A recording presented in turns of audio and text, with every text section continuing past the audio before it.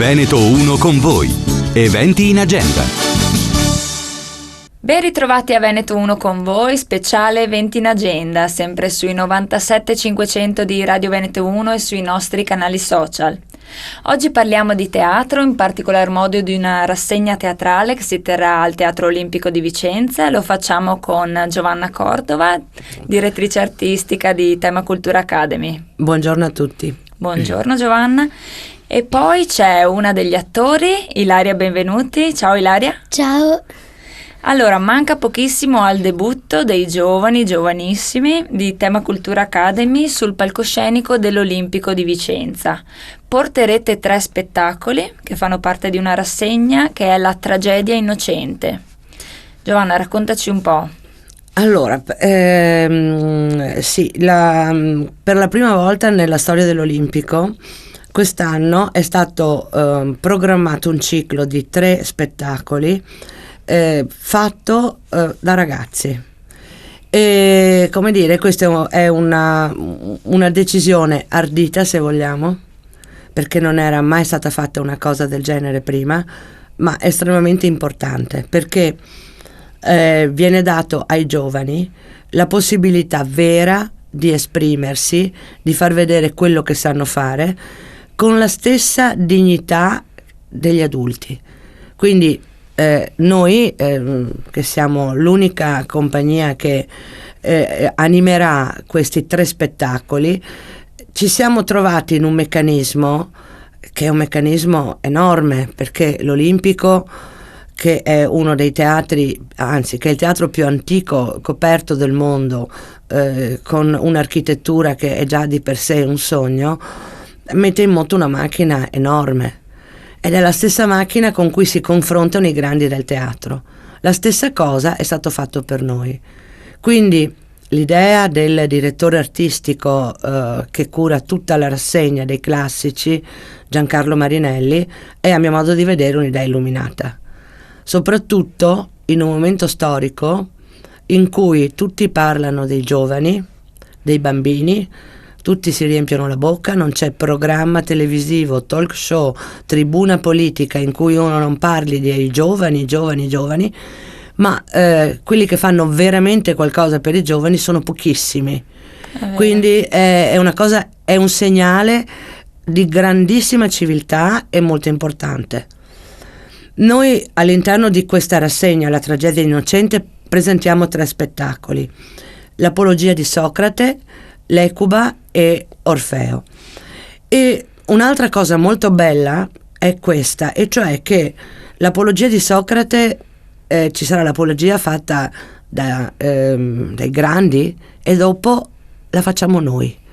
Quindi vedere anche come cambia il linguaggio, perché il testo di Socrate, io sono partita dal testo di Socrate, ma è chiaro che l'ho attualizzato, perché i concetti dell'apologia sono universali. Platone ci dice delle cose che sono non attuali, attualissime. Sì. Che cos'è che manca per renderlo, diciamo, tra virgolette, appetibile e comprensibile ai giovani?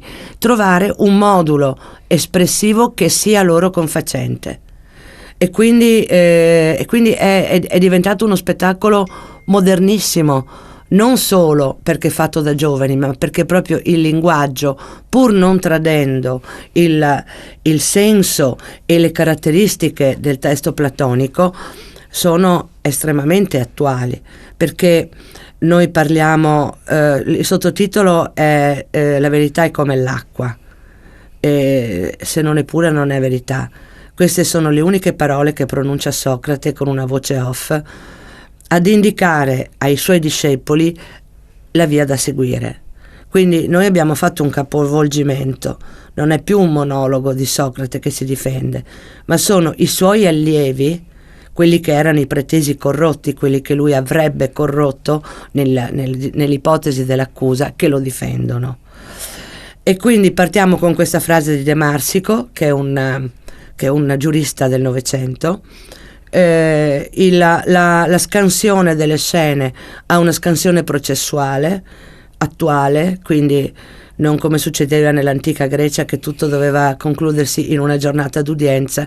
Noi abbiamo varie giornate d'udienza e si parla di innocenza tradita, di calunnia. Si parla dello sforzo che fanno i giovani per farsi capire, tante volte vanno contro un muro di gomma, no? E quindi del potere, della politica contro cui ci si deve prima o poi scontrare. Quindi questo è un po', diciamo, il senso dell'operazione che abbiamo fatto con l'apologia. A seguire poi c'è Ecuba, il sottotitolo è Ares, il dio della carneficina. Anche qui c'è un Ecuba, diciamo, Maior, dove si esibirà Elisabetta Pozzi, che è forse la più grande attrice italiana, e poi avremo la nostra Ecuba. La nostra Ecuba è particolare perché il sottotitolo Ares, il dio della carneficina, dà un'indicazione. In questa tragedia sono tutti vinti, sono tutti carnefici, compresa Ecuba, che per vendetta ammazza i figli di Polinnestore. Quindi partiamo da un'idea del male, della violenza, che non è molto diverso da quello che purtroppo succede ai giorni nostri. Noi per parlare di Ecuba siamo partiti dall'11 settembre, perché nelle stragi che hanno devastato questi ultimi anni c'è un qualche cosa di più di vendetta, c'è un qualche cosa di più di male, c'è un qualche cosa di più di ideologia, perché non è certo, diciamo, il comportamento della contestazione del 68 questa cosa qui, è un qualche cosa di più. E allora la domanda è: cos'è questo qualche cosa di più? Forse questa idea, voglia o spirito malefico che era Ares, che nell'antichità era il dio della carneficina, cioè non il dio della guerra, Atena, stratega, ma chi aveva voglia di sangue e di vendetta. E quindi nello spettacolo è la storia di questa Ecuba, che è una fanciulla innocente che viene condotta fino a prendere le armi, ovvero a decidersi, a rafforzarsi nella sua idea di vendicarsi uccidendo 2 bambini figli per vendetta di chi aveva a sua volta ucciso i suoi figli. Orfeo presentiamo un aldilà immaginario dove non c'è un dio creatore, ma un dandy vagamente snob e asmatico che regge questo mondo di anime e si diverte estremamente a tormentarle. In particolare a tormentare Orfeo con una domanda che tutti noi ci siamo fatti: ma perché ti sei girato? Esatto. Perché insomma lo sapevi benissimo. Debole. Esatto, che l'avresti persa, quindi perché l'hai fatto? E su questo, di fronte ad una prima resistenza ad Orfeo che ci dice per amore, gli dicono: ma forse non è veramente amore, forse molto probabilmente ti sei reso conto che non ti interessava più stare con una morta, forse tu che incarni lo stereotipo dell'artista, perché Orfeo era un musicista, volevi vedere un qualche cosa che stava al di là, e quando l'hai visto hai detto: beh, ma io me ne torno nel mondo dei vivi, con un finale a sorpresa che non diciamo. Per cui, e questo è un po' il nostro Orfeo, porre anche loro in una situazione nella quale non ci sia più giudizio e nella quale, come diciamo, tutto può venire fuori, no? Quindi parleremo di idoli, parleremo di eroi che non esistono più. Nel mondo dei giovani gli eroi sono cambiati e l'accezione di eroe greco non esiste più. Esistono martiri, esistono santi, ma l'eroe, come viene descritto, perché le parole hanno un peso e devono essere usate, secondo me, giustamente, non ci sono più. E questo è il punto di partenza. Però poi c'è qualcosa che cambia, e che è nel finale, in cui si riesce a delineare una figura di eroe, che però è un eroe che ognuno ha dentro di sé.